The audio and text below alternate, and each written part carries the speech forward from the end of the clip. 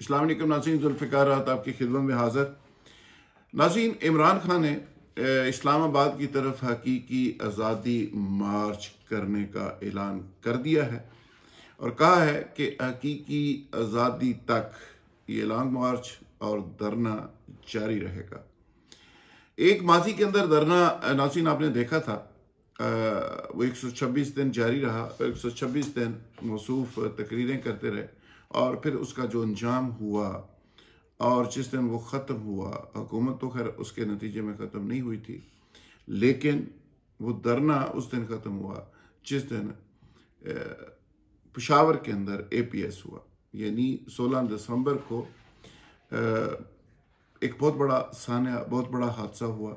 दुश्मन ने army public school के ऊपर एक अटैक किया, बहुत सारे बच्चे, उनके असातिज़ा शहीद हो गए और उसके बाद उसी फेस सेविंग की आड़ में वो धरना क्लोज़ किया गया और आखिरी दिनों में धरने की हालत ये हो गई थी कि वहाँ पे धरने के अंदर चंद लोग जाते थे और फिर एक मायूसी का आलम था। कभी मसूद खुद भी नहीं आते थे, आना बंद हो गए थे और उसके बाद फिर धरना क्लोज़ करना पड़ा।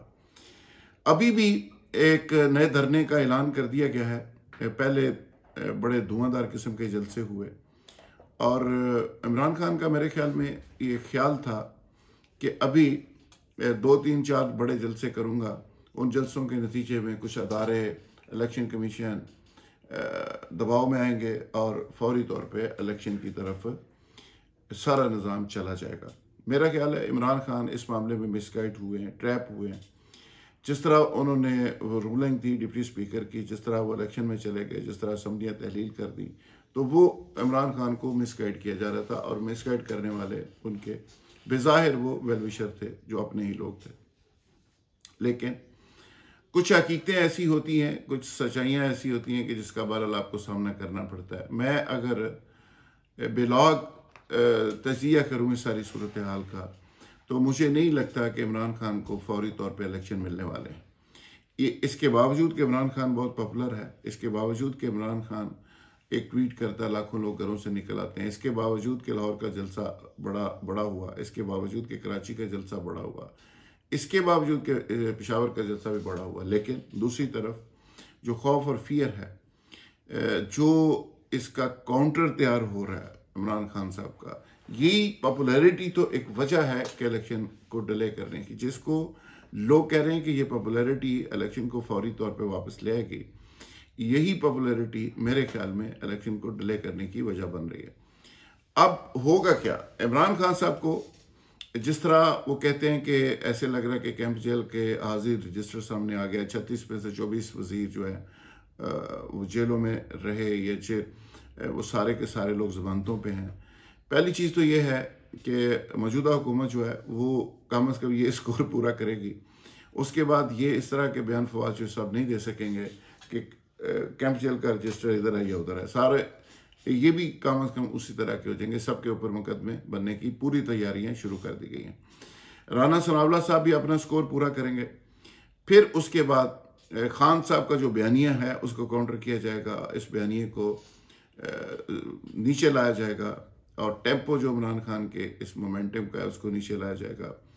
फिर एक फील्डिंग लगेगी पूरी इलेक्शन कमीशन के हवाले से और FIA के अंदर और मुख्तलिफ डिपार्टमेंट्स के अंदर पोस्टिंग ट्रांसफर, ये सारा तो एक तरह से एक पूरा प्लान तरतीब दिया गया है और उसके बाद जाके इलेक्शन हो गया। इमरान खान साहब जो समझते हैं कि फौरी तौर पे इलेक्शन शायद उनको मिल जाएंगे और इस तरह का मोमेंटम बनाने से मिल जाएंगे। एक बात तो उनको जहन में रखनी चाहिए कि जब 124 दिन का आपने धरना दिया था उस वक्त निसार अली खान वज़ीर दाखिला थे, जो आपके दोस्त थे, अंडरस्टैंडिंग थी। अब राना सनाउल्लाह वज़ीर दाखिला हैं। राना सनाउल्लाह वो हैं कि जो आपके एहतसाब की चक्की में पिस चुके हैं, कैंप जेल लाहौर की रोटियां खा चुके हैं और ज़मीन के ऊपर सो चुके हैं जहाँ पे कीड़ियाँ भी उन्हें काटती रही हैं और जो हालत उनकी जेल के अंदर थी वो भी देखने के काबिल थी। लेकिन वो सारा मंजर अब उनकी आंखों में घूम रहा होगा, वो सारी चीज़ें उनके दिमाग के अंदर भी होंगी। वो इंटीरियर मिनिस्टर हैं, यानी निसार चौधरी साहब नहीं हैं। तो ये चीज़ सामने रखनी पड़ेगी कि किस तरह पूरे पाकिस्तान से लोग निकल के किस तरह इस्लामाबाद तक पहुंचते हैं। कराची के अंदर सूबा सिंध के अंदर पीपल्स पार्टी की गवर्नमेंट है, पंजाब के अंदर नून लीग की गवर्नमेंट जो अभी बनने के आखिरी मराहल में है, बलूचिस्तान के अंदर भी मौजूदा गवर्नमेंट की अलाई ही गवर्नमेंट होगी, और इसी तरह केपी के अंदर आपकी गवर्नमेंट ज़रूर है, वहाँ से ज़्यादा लोग आ सकते हैं और है भी इस्लामाबाद के करीब। लेकिन ये एक बड़ा मसला होगा कि इस्लामाबाद तक पहुँचे कैसे। दूसरा ये है कि वहाँ पे एक इंतज़ामिया टफ टाइम देगी, इंटीरियर मिनिस्टर एक बड़ा तकड़ा आदमी है, वो टफ टाइम देगा।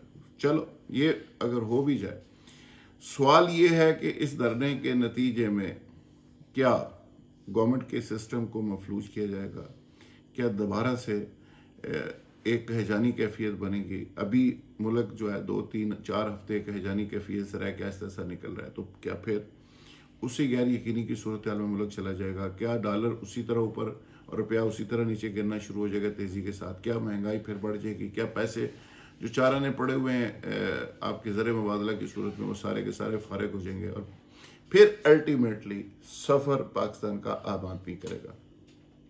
जो कहते हैं कि मुल्क के हम बड़े वफादार हैं, मेरा ख्याल है कि उनको चाहिए कि ये जो रोज़ रोज़ के तमाशे हैं इनको ख़त्म किया जाए और परमानेंट बेसिस के ऊपर इसका कोई हल निकाला जाए। अगर यही इसी तरह हम दायरे के सफ़र में रहे, कभी वो इलेक्शन की डिमांड कर रहे हैं, कभी दूसरे इलेक्शन की डिमांड कर रहे हैं और अजीब व गरीब हम ट्रामकटोइयाँ मार रहे हैं और आइन और कानून के साथ ऐसे खलवाड़ कर रहे हैं कि जैसे हम 2 दिन पहले आज़ाद हुए थे और अभी तक हमें इतनी अकल मौत ही नहीं कि आइन क्या होता है, कानून क्या होता है, और उसको सीखने के प्रोसेस में हर छोटे से छोटा मैटर कोर्ट में ले जाते हैं और कोर्ट डायरेक्शन देती है, फिर हम उसको मानते नहीं और मानने के हवाले से फिर नई नई तवीलें निकालना शुरू कर देते हैं।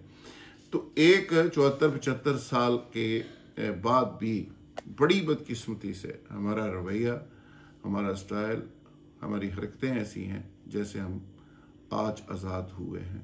तो ये बड़ी एक शर्म की बात है वसीयत कौम हमारे लिए कि हम अभी तक ना पॉलिटिकल लोग हमारे मैच्योर हो सकें, ना अदारे उस कदर मैच्योर हो सकें, और आज भी आम आदमी और मुल्क की लाइफ, ज़िंदगी और उसकी इज़्ज़त, रिस्पेक्ट स्टेक पर लगी हुई है।